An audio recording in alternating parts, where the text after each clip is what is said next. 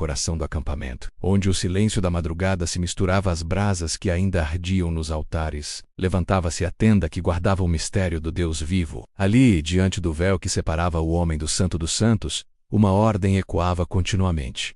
A luz nunca deveria se apagar. A Monorá, moldada com perfeição, brilhava como um testemunho permanente de que o Deus de Israel não dormia. Suas 7 lâmpadas ardiam com óleo puro, preparado com rigor, e cada chama parecia respirar o próprio fôlego da presença divina. Os sacerdotes caminhavam com passos medidos, atentos, como homens que entendiam que qualquer descuido diante de Deus poderia custar a vida.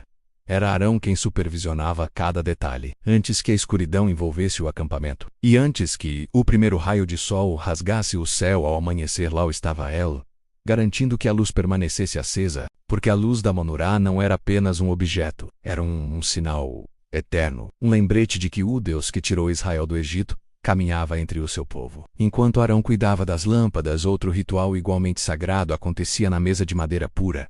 Ali eram colocados os pães da proposição, 12 pães, representando as 12 tribos, arrumados em 2 fileiras perfeitas. A cada ciclo semanal, os pães eram retirados e substituídos por outros preparados segundo as medidas exatas que o Senhor ordenara. Nada ali era comum, nada era improvisado. Cada ingrediente, cada gesto, cada passo, fazia parte de um encontro invisível entre Deus e Israel. A mesa com os pães não era um símbolo de abundância humana, mas de provisão divina. Era como se, semana após semana, o Senhor dissesse: eu sustento vocês, eu os mantenho de pé. A minha presença é o alimento que preserva a nação, e os sacerdotes que comiam dos pães antigos faziam-no dentro de um limite sagrado, como homens que sabiam que aquilo que vinha de Deus não podia ser tratado como simples alimento. A luz da Monorá e os pães da proposição formavam, juntos, uma coreografia silenciosa de devoção, um ciclo contínuo de vigilância e santidade. Enquanto a luz queimava, os pães repousavam diante do Senhor, e enquanto os pães permaneciam diante de Deus, a chama anunciava que Ele estava presente. Era o espaço onde céu e terra pareciam se tocar, um lugar que nenhum homem ousava profanar. Mas fora da tenda, entre o povo, histórias de conflito surgiam, revelando que nem todos compreendiam o peso da santidade de Deus. Um incidente começou a ganhar forma, como uma sombra que se aproximava do campo sagrado. No meio do acampamento, um homem discutia violentamente com outro. Suas palavras se elevaram em ira, e a fúria tomou conta do coração daquele que perdera o domínio de si mesmo. Em meio ao confronto, algo impensável aconteceu. Ele blasfemou contra o nome santo. Um silêncio cortante tomou o lugar. Homens e mulheres pararam.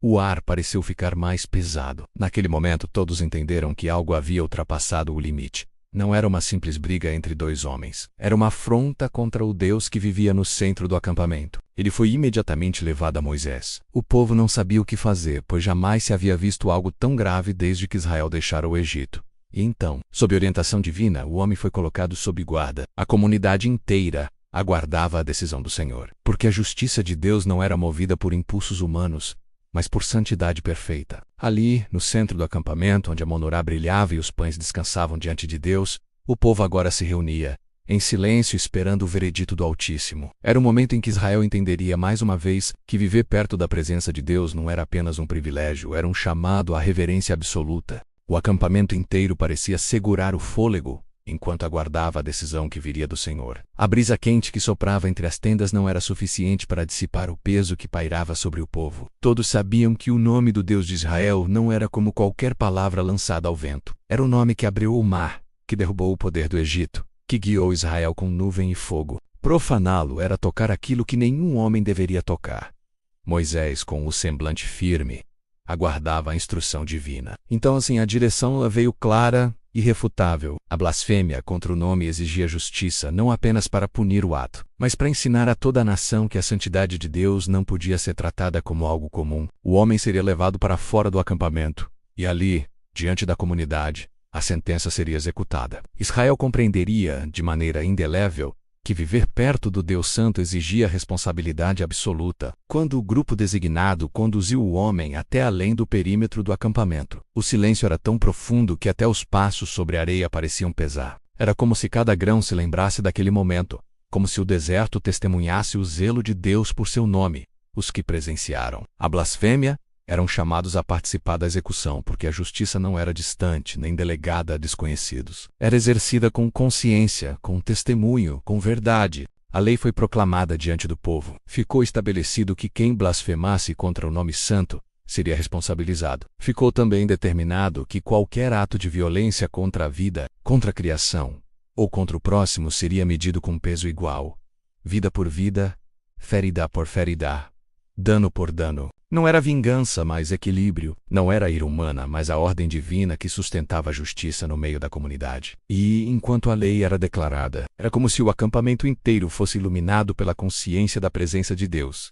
A tenda onde ardia a Monurá não era apenas um espaço sagrado. Era o centro moral de Israel. A chama que nunca se apagava simbolizava que o olhar de Deus permanecia atento sobre o seu povo. Os pães da proposição, repousando diante do Senhor, lembravam que cada tribo era vista, conhecida e sustentada. E agora a lei reafirmava que cada vida era medida por padrões que vinham do próprio Deus. Quando a execução se cumpriu, o povo permaneceu em silêncio. Não havia gritos, nem celebração, nem murmúrios. Apenas a consciência profunda de que Deus era santo e que sua santidade moldava tudo, a luz que ardia, o pão que alimentava, a lei que guiava, a vida que era guardada. Cada família, ao retornar para sua tenda, carregava no coração o peso daquele dia. Sabiam que o temor não era inimigo da liberdade. Era o que mantinha viva a relação entre Deus e Israel. Nos dias que se seguiram, os sacerdotes continuaram sua rotina, acendendo as lâmpadas, trocando os pães, cuidando dos detalhes que mantinham a adoração em movimento. Mas algo havia mudado. O povo caminhava mais atento, mais consciente,